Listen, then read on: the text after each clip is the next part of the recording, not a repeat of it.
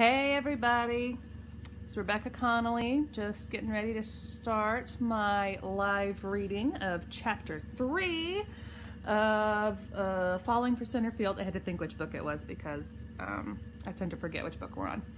I hope you guys can hear me. My washer happens to be like the loudest thing on the planet. I'm kind of hoping that the cycle will finish soon, but you never know. Pulled out my my baseball jersey and a hat.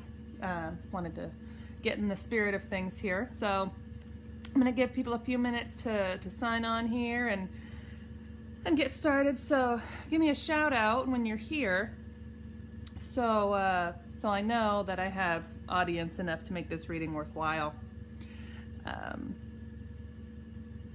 So I hope you guys have enjoyed having Heather and Sophia read their chapters. Sorry, I just got home from work and I am so out of it right now. Yeah, it's great fun. So hopefully you guys have enjoyed it so far. This book is so much fun. Cole is such a hoot, and I just love Harlow. She's fantastic. I can't wait for you guys to really get into this. It's just so much fun. The entire Belltown six-pack is just amazing and so much fun, and writing them has been seriously one of the funnest projects I've ever worked on. And I'm so excited for you guys to read all of their stories. So hopefully you guys love them as much as we do. Hopefully. That would be lovely. Because we think they're great, and we love baseball. We love baseball even more now because we've done a lot of research and a lot of work to make sure that we're doing a decent job. You know, we'll just kind of see. Let's see. So Hitching the Pitcher was really fun with Sawyer and Erica. Hopefully you guys all thought so too. And then this one with Cole and Harlow is just sweet and fun, and you see a completely different side of characters that you thought you got a decent understanding of in the first book. I know that we didn't focus on the rest of the six-pack as much, just by nature of having a story straight up about Sawyer and Erica. But you do kind of get a sense of their character a little bit, and so it's great to find out their secrets and all that good stuff. So I don't know if anybody's on here ready to go or not, but I have a meeting I have to get to tonight, so we might just go ahead and read, and then you guys can just chime in on this later. You can watch this at your leisure and comment as you will. I am not singing tonight, for which you're all very welcome, because my singing of Hail to Belltown was a little bit of a disaster, which I can say because I wrote it. So, I mean, if you really want me to sing it again, I'll try to track down a marching band, but it's going to take some time. So, let's get started. This is Falling for Centerfield, Chapter 3. I'm reading it on my phone, so if I'm squinting, that's why. Harlow Ember joined the other reporters, writers, and editor at the long rectangular table, the press team for the local Belltown paper. She served two purposes with these people, as the press liaison for the university and as a staff member for the paper. She took assignments and wrote articles for them as well as for the school. Welcome, Harlow, the senior editor, an archaic man who knew his stuff about 15 years ago before the internet changed the way the news worked forever, nodded, then continued his meeting. Bart, you're next for the March Film Festival, and that should cover all the local events. Oh, except for the newborn lambs. We need someone at the Pickleberry Farm covering all the new growth, the new animals. His eyes traveled over Harlow, and she tried to disappear. But thankfully, he kept moving down the table, and he picked the new intern at the end. Eric, it's yours. Thank you, sir. Happy to get right on that. Harlow liked Eric. He was going places, even if he was overly excited. All of them had started that way. Their boss, Jorgensen, dismissed everyone but asked Harlow to stay. Your piece on the six-pack was a standout piece. Larger presses are picking it up. It might go national. He angled his laptop for her to see the layout. These shots here of Cole with the boys, so tender. It gives the guys a real hometown feel. Her eyes scanned the page and her heart warmed. She ran a finger down Cole's face, laughing at the two boys. Jorgensen rubbed his hands together, and it keeps them connected to Belltown. She tried not to roll her eyes at the grasping people did to keep the eyes of the world turned on them. She saw it here with the paper and with Dr. Grant at school. Everyone wanted to milk the six-pack guys as long as they could. Find out the story with these boys, why he cares.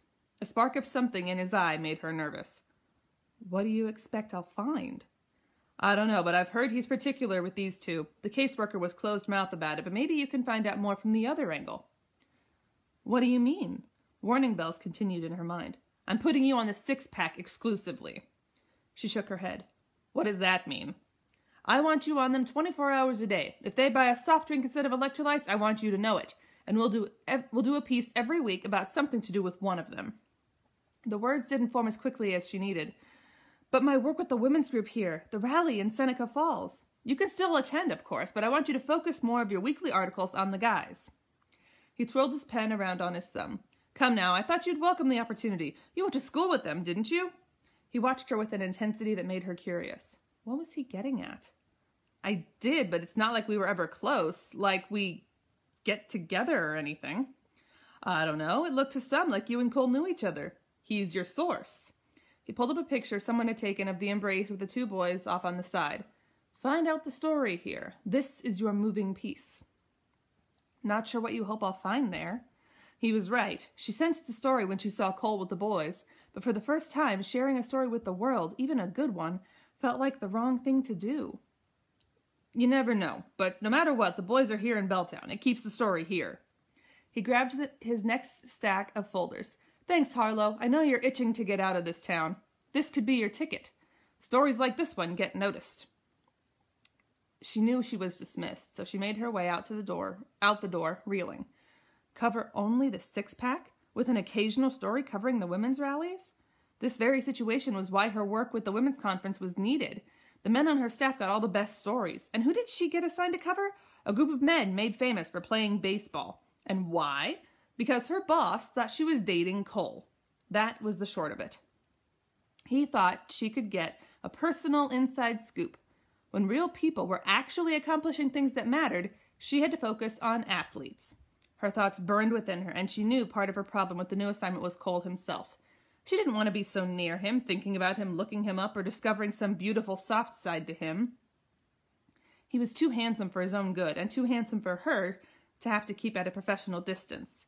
And he had so firmly placed her in the I'm disinterested category, she didn't want to hound him. Cole would surely immediately think she had a thing for him, along with every other girl he'd ever met. Her boss dinged her cell phone. I want you in California by Friday. They're bringing in another center fielder. Get Cole's reaction. Thankfully, her sigh and irritated frown didn't communicate over her text, which said only, okay, I'll leave tomorrow. Couldn't she do any of this by telephone? A follow-up to the service they did for the children would be fun to do. Her phone dinged again. This time, her friend Aisha sent a text. Harlow clicked on the image to see what she'd sent and then almost dropped the device in the hallway on her way back to her cubicle at work. Aisha had sent a picture of Harlow and Cole facing off at the mid-court line. She had a ball in her hand and they both had huge competitive grins. Staring at the image, her smile began slow and then grew. It was an adorable photo, she had to admit. But then she wiped the smile from her face. The headline in bold letters taunted her. New sparks flying for two Belltown alumni. Then the article went on to talk about their dodgeball game and how they all went out to dinner after, making it sound like she and Cole were a thing. And she groaned. Her job to follow him and have any sort of professional expectation was made much more complicated now. No wonder Jorgensen gave her this assignment. Harlow pulled up the image again and had to smile anyway at how fun they looked. A part of her wished life were as simple as the still shots captured by the press. And that's the end of chapter 3, which is fantastic because now you all are going to be dying for more because I'm dying for more. I love that snippet, and I'm going to secretly and privately read the rest of it to myself without reading it aloud to you, because I forgot how much I love this story. I absolutely love Harlow's reaction to everything, and I love Cole being so completely discombobulated by her because he's supposed to be such a ladies' man, and he's from Texas, and he says darling, and it's just glorious. So, Falling for Centerfield, available now. Get out and get your copy, and please, please, please leave reviews for us. We love reviews. That's how we get noticed. It's how other people notice our books, and then it'll build things up even better for the next release coming out in, what's the next month? April? Coming out in April. Charming the Shortstop comes out in April. And it will also be wonderful and great and fun. It's a great story. You will absolutely love it. It's so cute. So, share our posts. You can still enter the contest. So keep sharing, keep spreading the love for the Belltown 6-pack. We just love them so much, and we are just excited to share the rest of them with you. So hope you guys have a good night. Leave your comments. We will reply. And hopefully you guys have enjoyed this little preview into Falling for Centerfield. So I'm off to go to my meeting, and then I got to get back to writing my next project, which I'm not going to tell you about because I'm a mean person like that. So good night, everybody. Hope you have a good weekend. And anybody that's in the path of the next coming snow and ice storm, like myself, be safe, and we'll see you all later.